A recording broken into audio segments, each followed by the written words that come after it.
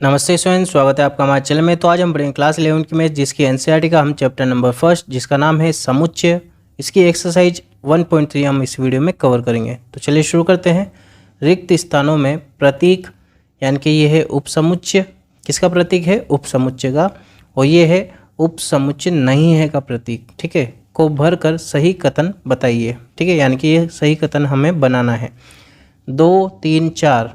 अब देखो इसमें 2, 3, 4 आता है क्या? बिल्कुल आ रहा है। इसका मतलब ये क्या है? ये वाला इसका उपसमुच्चय है। तो उपसमुच्चय है तो चिन्ह कौन सा लग जाएगा? उपसमुच्चय का। ये लो हमने लगा दिया है। फिर है ए बी सी। इसमें आ रहा है क्या? ए बी सी आ रहा है क्या? इसमें नहीं आ रहा है ना, ओनली सी आ रहा है, बी आ रहा है, ए नहीं आ रहा है। ए नहीं आ रहा है, इसका मतलब उपसमुच्चय नहीं है। क्या हो जाएगा? उपसमुच्चय नहीं है। नहीं है का मतलब इसको काट देते हैं। फिर है थर्ड वाला, आपके विद्यालय की कक्षा 11वीं का एक विद्यार्थी है। और इसमें बोल रखा है आपके विद्यालय का एक विद्यार्थी।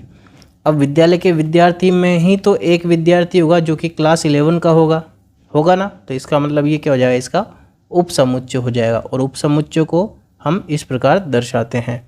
फिर है किसी समतल में स्थित एक वृत्त है। और बोल रहा है एक समान समतल में वृत्त है जिसकी त्रिज्या 1 इकाई है, ठीक है। अब ये त्रिज्या भी बोल रहा है। समतल में तो वृत्त है, ठीक है, लेकिन वृत्त की त्रिज्या 1 इकाई है।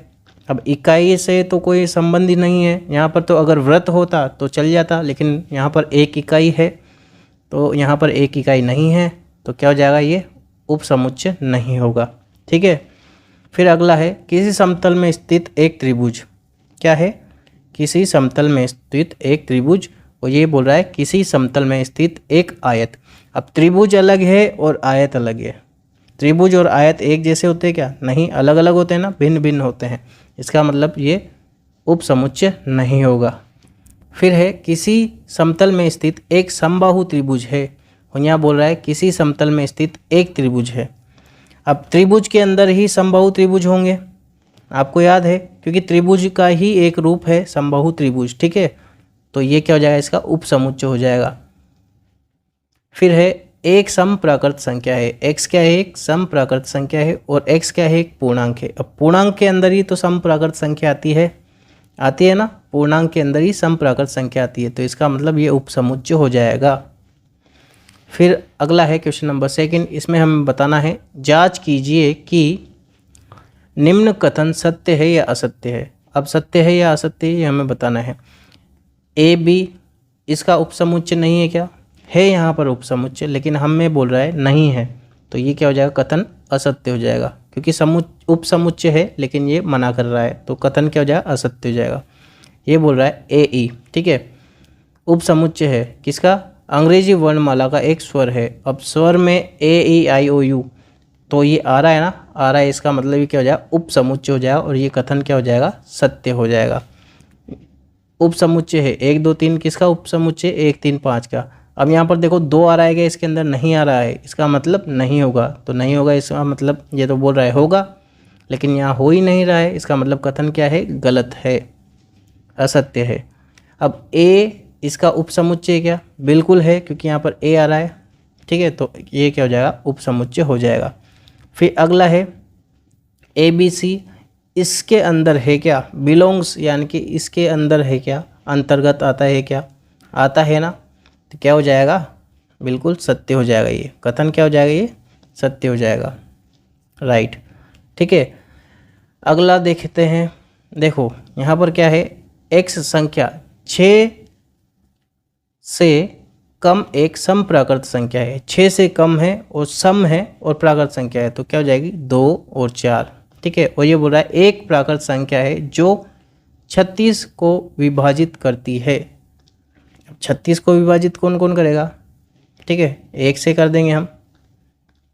36 को विभाजित करती है 2 से, ठीक है, 2 से भी हो जाएगा, 3 से हो जाएगा, 4 से, ठीक है, 6 से हो जाएगा, 9 से हो जाएगा, है ना, 18 से हो जाएगा और 36 से भी हो जाएगा ना।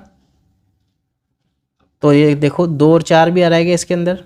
2 और 4 भी आ रहा है, तो इसका मतलब सत्य हो जाएगा। ये कथन क्या हो जाएगा? सत्य हो जाएगा ये कथन। ठीक है, क्वेश्चन नंबर 3 करेंगे हम। मान लीजिए कि ए हमें दे रखा है, ठीक है, समुच्चय। निम्नलिखित में से कौन सा कथन सही नहीं है और क्यों नहीं है? ठीक है, तो फर्स्ट वाला क्या है? 3 और 4 उपसमुच्चय है किसका? ए का। है क्या 3 और 4? नहीं, क्योंकि देखो समुच्चय के अंदर ये जो अवयव है उनके अंदर है 3 4। ठीक है, ये तो बिल्कुल अलग है।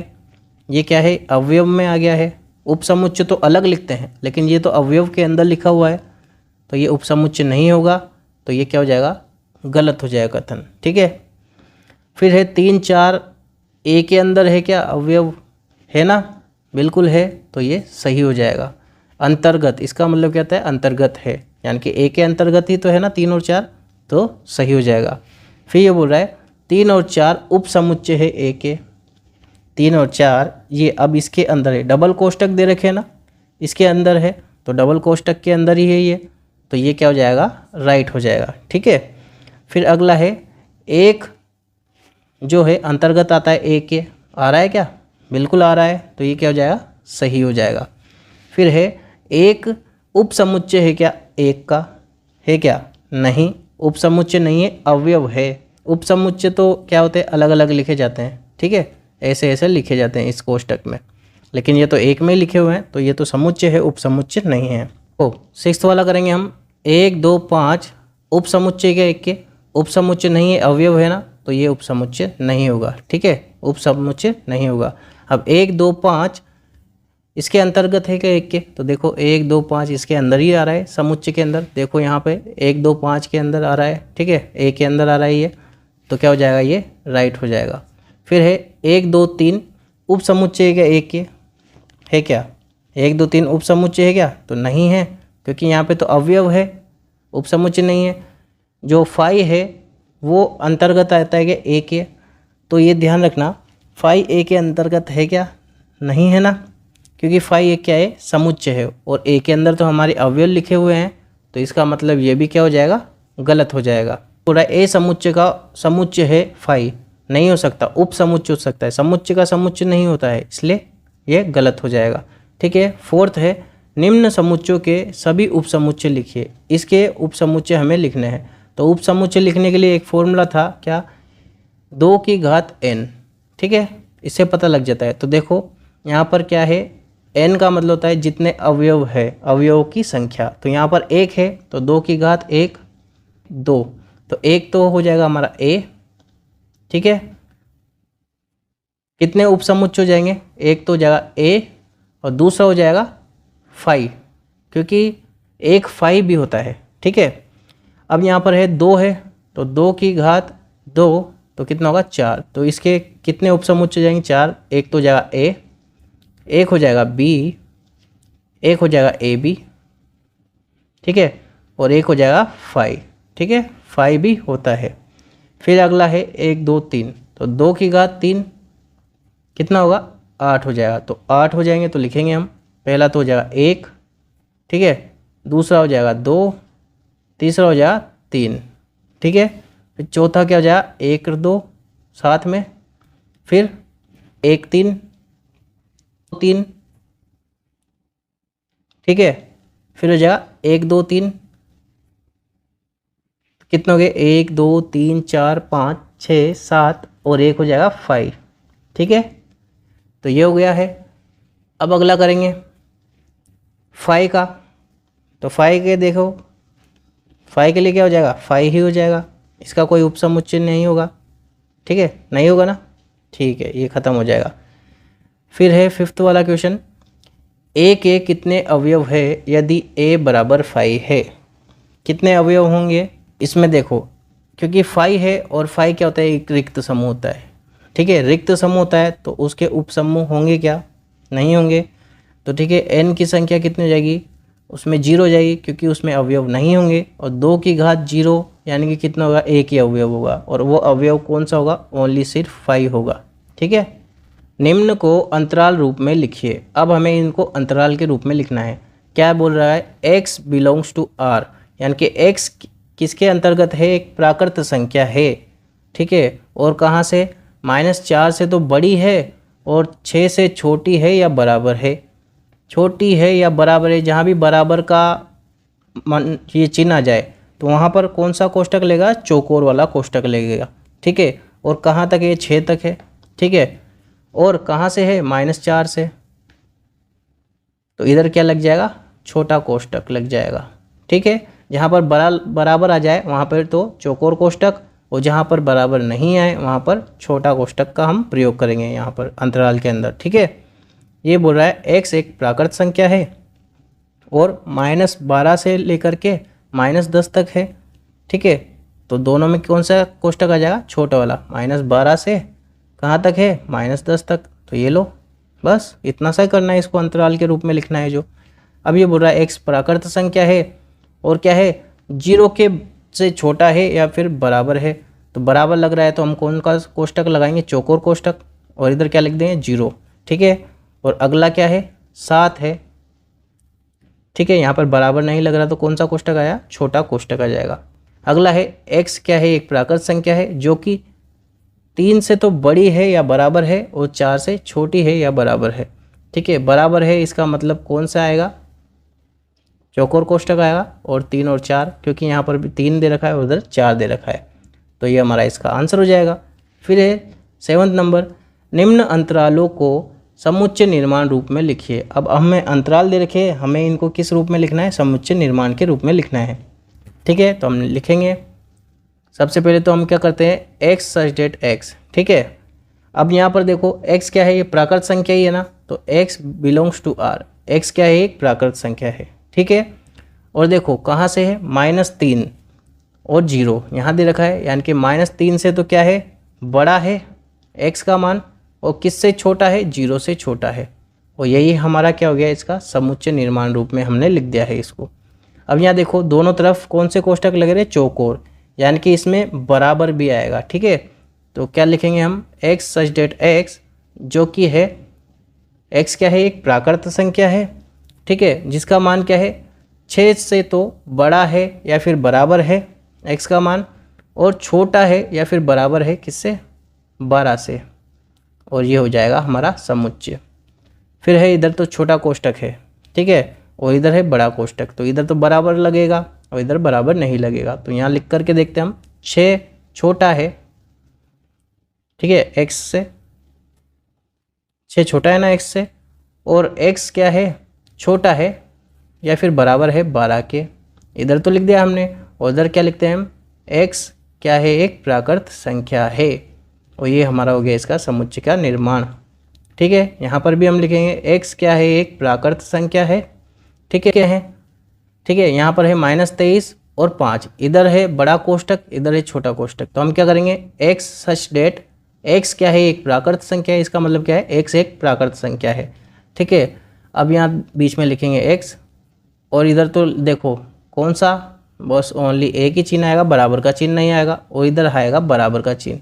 ठीक है, किससे बड़ा है x, -23 से बड़ा है या फिर बराबर है, और किससे छोटा है, 5 से छोटा है, तो यहाँ लिख देंगे हम 5, और ये हो जाएगा हमारा इसका समुच्चय निर्माण। ठीक है, अब हम आगे करेंगे क्वेश्चन नंबर 8, निम्न में से प्रत्येक के लिए आप कौन सा सार्वत्रिक समुच्चय प्रस्तावित करेंगे। ठीक है, तो यहाँ पर दे रखा है समकोण त्रिभुजों का समुच्चय। ठीक है, तो इसके लिए क्या हो जाएगा, देखना, x क्या है, एक x समतल में स्थित एक त्रिभुज है, ये क्या हो जाएगा, एक सार्वत्रिक समूह हो जाएगा या समुच्चय हो जाएगा। ठीक है, समूह या समुच्चय एक ही होता है, तो x जो कि है x समतल पर स्थित, समतल में स्थित एक त्रिभुज है, एक त्रिभुज है, और त्रिभुज है तो वो कौन सा भी त्रिभुज हो सकता है, समकोण भी आ सकता है, उसमें न्यून कोण भी आ सकता है। ठीक है, अधिक कोण त्रिभुज भी आ सकता है। अब ये बोल रहा है समद्विबाहु त्रिभुजों का समुच्चय। ठीक है, तो हम लिख देंगे इसमें, देखो क्या लिखेंगे हम इसमें, कि दोनों समुच्चय क्या है, हमें सर्वात्रिक करने हैं, तो ये भी क्या हो जाएगा, x एक क्या है, समतल में स्थित एक त्रिभुज है, इसका भी क्या हो जाएगा, समतल में स्थित